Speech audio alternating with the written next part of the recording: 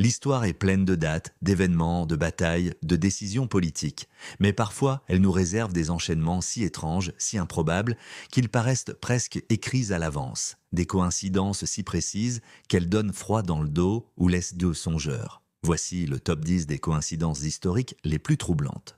Numéro 10, Lincoln et Kennedy. Deux présidents, un destin parallèle. Abraham Lincoln est élu président des États-Unis en 1860. John F. Kennedy, lui, en 1960. Exactement 100 ans plus tard. Et ce n'est que le début des similitudes. Lincoln est assassiné au théâtre Ford. Kennedy dans une voiture Ford, modèle Lincoln. Leurs secrétaires portaient respectivement les noms de l'autre. Tous deux sont tués un vendredi, d'une balle dans la tête, et tous deux sont remplacés par un président nommé Johnson. Le destin semble s'être amusé à copier-coller. Numéro 9, le Titanic, prédit 14 ans plus tôt. En 1898, un écrivain du nom de Morgan Robertson publie une nouvelle intitulée « Futility ».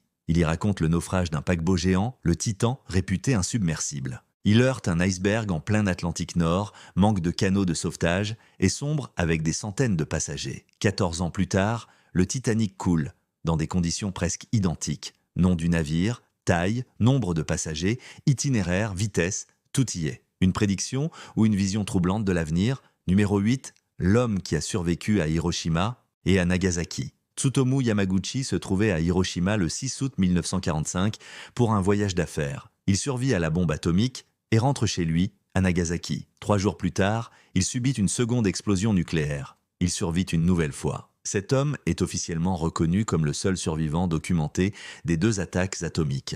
Un cas unique dans l'histoire et une coïncidence statistiquement presque impossible. Numéro 7, la tombe qui a tout prévu, un homme nommé Charles Peck meurt en 1904 dans un accident de train à Asheville en Caroline du Nord. En 1911, un autre Charles Peck meurt dans un accident de train au même endroit. Ils ne sont pas apparentés. Et pourtant, sur la pierre tombale du second Charles Peck, la date de décès, 1911, était déjà gravée depuis 7 ans. Erreur, prémonition, les documents d'archives ne donnent aucune explication fiable.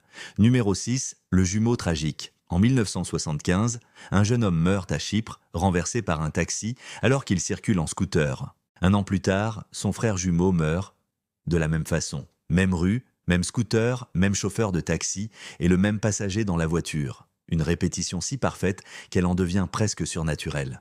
Numéro 5, le soldat qui a épargné Hitler, Henry Tandet, soldat britannique décoré, croise un jeune soldat allemand blessé pendant la Première Guerre mondiale en 1918. Il choisit de ne pas tirer. L'homme repart. Cet homme, Adolf Hitler. Des années plus tard, Hitler aurait raconté cette anecdote à Neville Chamberlain lui-même. Un seul tir aurait-il pu changer le destin du monde? Peut-être.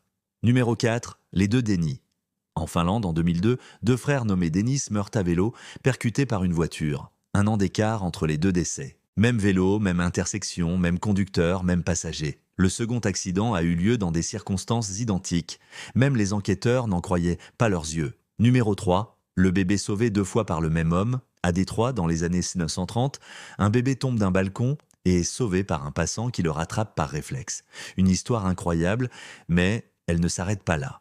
1 an plus tard, le même bébé chute du même balcon. Et c'est encore le même homme qui passe en dessous au bon moment. 2 vies sauvées par le même hasard à la même adresse. Numéro 2, les 21 de Louis XVI. Un astrologue aurait prédit à Louis XVI qu'il mourrait un jour un 21. Par superstition, il évitait les événements importants ce jour-là. Le 21 juin 1791, il est arrêté à Varennes. Le 21 septembre 1792, la monarchie est abolie. Et le 21 janvier 1793, il est guillotiné.